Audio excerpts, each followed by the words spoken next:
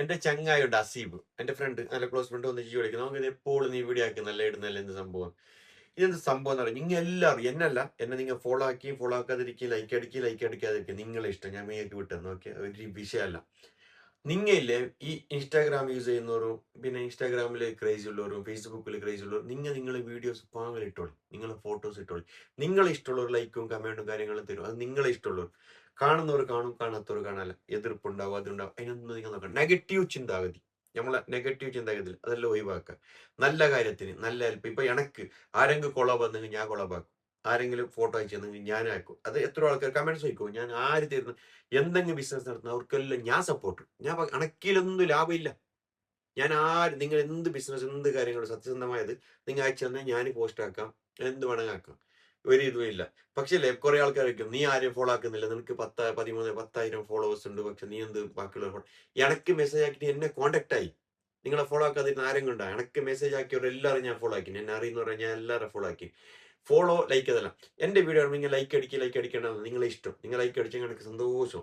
എന്നല്ല ഞാൻ പറഞ്ഞത്, ഈ ഓരോരോ ആൾക്കാർക്ക് ഒരാൾക്ക് മെനക്കെടുന്ന ആൾക്കാരുണ്ട്. ഞാൻ മെനക്കെടുന്നില്ല, ഞാൻ ഇങ്ങനെ സംഭവങ്ങൾ മാത്രം പറഞ്ഞു തരുന്നത്. മെനക്കെട്ടിട്ട് എഡിറ്റിംഗ് ആക്കിയിട്ട് അതിലേക്ക് സംഭവം അത് ഇതെല്ലാം ഇട്ടിട്ട് കുറേ ആൾക്കാരുണ്ട്. അവർക്കെല്ലാം എല്ലാവരും സപ്പോർട്ടാക്കി പോയി. എന്തറിയോ, വീഡിയോസ് അത് ഇതെല്ലാം ജസ്റ്റ് ആക്കിയിട്ട് അപ്പുറത്ത് ജസ്റ്റ് ആക്കിയിട്ട് ഇതെല്ലാം ആക്കിയിട്ട് എത്ര പണിയുണ്ടറിയും. അവർക്കെല്ലാം സപ്പോർട്ടാക്കി. നിങ്ങൾ ലൈക്കും കമന്റെല്ലാം ഇട്ടിട്ട് സപ്പോർട്ടാക്കി, ഒരു നഷ്ടപ്പെടാനില്ല. ഫോളോ ആക്കി അവർ സപ്പോർട്ടാക്കി. നമ്മളോ ഇങ്ങനായി. ബാക്കിയുള്ളവർ വളരെ ഇട്ട് നല്ലാട്ട് അവരുടെ ഇൻട്രസ്റ്റ് അവർക്ക് എന്താണ് നമ്മൾ സപ്പോർട്ട് ആക്കുക. അത്ര നമുക്ക് കഴിയുന്നത്ര. അതാണ് എൻ്റെ ഒപ്പീനിയൻ. നിങ്ങൾ പറഞ്ഞു.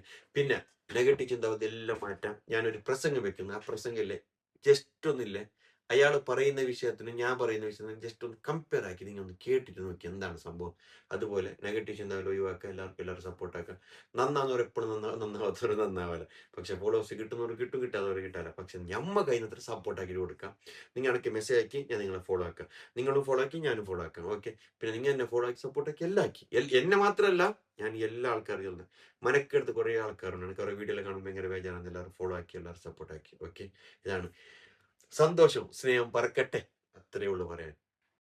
നമ്മളൊക്കെ ഈ നെഗറ്റീവ് എനർജി തലയിൽ ഇങ്ങനെ കയറ്റി നടക്കാൻ എല്ലാ ആളുകളും ആദ്യം അത് ഒഴിവാക്കണം. നെഗറ്റീവ് എനർജി എന്ന് പറയുന്നത്, ഒരു ഉദാഹരണം പറയാം. ഒരാൾക്ക് ഒരു 25 ലക്ഷം റുപ്യ കടമുണ്ട്.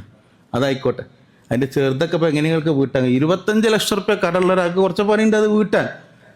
അപ്പൊ അയാൾ ഇങ്ങനെ ചിന്തിക്കുക, പടച്ചോനെ ഞാൻ ഇപ്പൊ എന്താ ചെയ്യുക, ഞാൻ ഇപ്പൊ മരിച്ചാ ഇപ്പൊ എന്തായിരിക്കും കഥ, എൻ്റെ മക്കൾ അനാഥോ, എൻ്റെ ഭാര്യ എങ്ങനെ വീട്ടു ഈ പൈസ, ഞാൻ എന്ത് കാട്ടും, ആരും സഹായിക്കാല്ല, എൻ്റെ പെരയും കൂടിയും വെക്കേണ്ടി വരും ഈ പൈസ വീട്ടണമെങ്കിൽ. അപ്പൊ എൻ്റെ ഭാര്യ പിന്നെ അങ്ങനെ റോട്ടുമൊക്കെ ഇറങ്ങേണ്ടി വരും, ലോള ആപ്പിയും ഈ മരിച്ചതുമാണ്, ഒക്കെ ഒരു സ്ഥലമില്ല ഞാൻ ജീവിക്കുക, എന്ത് കാട്ടും, എൻ്റെ മക്കൾ എന്താക്കും. ഇതിങ്ങനെ ചിന്തിച്ച് ഉരുകി ഈ മനുഷ്യൻ ജീവിക്കാം. ഇത് നെഗറ്റീവ് എനർജി നിറഞ്ഞു കിടക്കുകയാണ് തലയിൽ. ആ മനുഷ്യൻ ഇതല്ല ചിന്തിക്കേണ്ടത്. 25 ലക്ഷം കടാക്കുന്നതിന്റെ മുമ്പ് ചിന്തിക്കേണ്ടിയിരുന്നു. അത് പോട്ടെ, ഏതായാലും ആയിപ്പോയി. ആയ സ്ഥിതിക്ക് ഇനി 25 ലക്ഷം ഞാൻ എങ്ങനെ വീട്ടണം? ആ മനുഷ്യൻ ചിന്തിക്കേണ്ടത് എന്താണ്? ഇത് വീട്ടാനുള്ള മാർഗം എന്താ? പോസിറ്റീവ് എനർജി കൊണ്ടുവരണം തലേക്ക്. ഇതെങ്ങനെ ഞാൻ വീട്ടണം? കുറെ ആൾക്കാർ കടണ്ടാവും, അതുകൊണ്ടാണ് ഞാൻ അത് പറയാൻ കാരണം. ഇത് വീട്ടാനുള്ള മാർഗം എന്താ? ഞാൻ ഇങ്ങനെ ചിന്തിച്ച് എൻ്റെ ഭാര്യ റോട്ടുമൊക്കെ ഇറങ്ങേണ്ടി വരുമല്ലോ എന്നിങ്ങനെ ചിന്തിച്ചോണ്ട് 25 ലക്ഷം കടം വീടുമോ? ഇല്ല. വീട്ടാൻ എന്താ മാർഗം? നിലവിലുള്ള എൻ്റെ ജോലി കൊണ്ട് 25 വീട്ടാൻ പറ്റുമല്ലേ? വീട്ടാൻ പറ്റൂല. അപ്പൊ ആ ജോലി ഒഴിവാക്കിയാൽ പിന്നെ ഉള്ള ജോലിയും പോകും. അപ്പൊ ഈ ജോലിനോട് കൂടെ തന്നെ വേറൊരു വരുമാന മാർഗം കിട്ടാൻ എന്തെങ്കിലും മാർഗം ഉണ്ടോ? അത് ഇയാൾ ചിന്തിച്ചിട്ടില്ല അതുവരെ. എന്നും ചിന്തിക്കണം എന്താണ്? ഭാര്യ റോട്ടുമൊക്കെ ഇറങ്ങുന്ന പ്രശ്നം, മക്കൾ എത്തിമാനം, ഇതല്ലേ തലൻ്റെ ഉള്ളിലുള്ളത്. അപ്പൊ അത് മാറ്റിയിട്ട് ചിന്തിക്കുക, ഇത് വീട്ടാനുള്ള മാർഗം. എനിക്കൊരു മാസം കൊണ്ട് 1 ലക്ഷം റുപ്യ ഉണ്ടാക്കാം, എല്ലാം എന്താ മാർഗം ഉള്ളത്? ചിന്തിക്കുമ്പോൾ അള്ളാഹു തആല ഇട്ട് കൊടുക്കും തലയിൽ. ആ നെഗറ്റീവ് എനർജിയിൽ നിന്ന് മാറി പോസിറ്റീവ് എനർജിയിലേക്ക് ഇയാൾ വന്നിട്ടുണ്ടോ നോക്കും പടച്ചോൻ. അത് എപ്പോഴാണ് വരുന്നത്?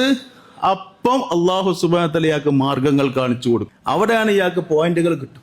വരുമാന മാർഗങ്ങൾ ഇങ്ങനെ പലതും ഇയാളെ മുമ്പ് ഇങ്ങനെ വരാൻ തുടങ്ങും. ഇയാൾ മനസ്സുകൊണ്ട് കരുതണം, ഞാൻ 25 വീട്ടിയിട്ട് 25 ലക്ഷം ഞാൻ ഡെപ്പോസിറ്റ് ചെയ്യും. ഞാൻ എന്നിട്ട് എൻ്റെ മക്കൾക്ക് വേണ്ടി മുഴുവൻ ഞാൻ വാങ്ങിക്കൊടുക്കും. കടൽ ഞാൻ മരിച്ചാലും അവർക്ക് 25 ലക്ഷം അല്ല, അതിൽ കൂടുതൽ 75 ലക്ഷം ഉണ്ടാവും വാപ്പന്റെ സ്വത്തായിട്ട് മക്കൾക്ക് എന്ന് ഇയാൾ ഇതുവരെ ചിന്തിച്ചിട്ടില്ല. അങ്ങനെ ചിന്തിക്കുമ്പോൾ അള്ളാഹു തആല അത് ഇട്ട് കൊടുക്കും. അങ്ങനെയാണ് അതിന്റെ സിസ്റ്റം.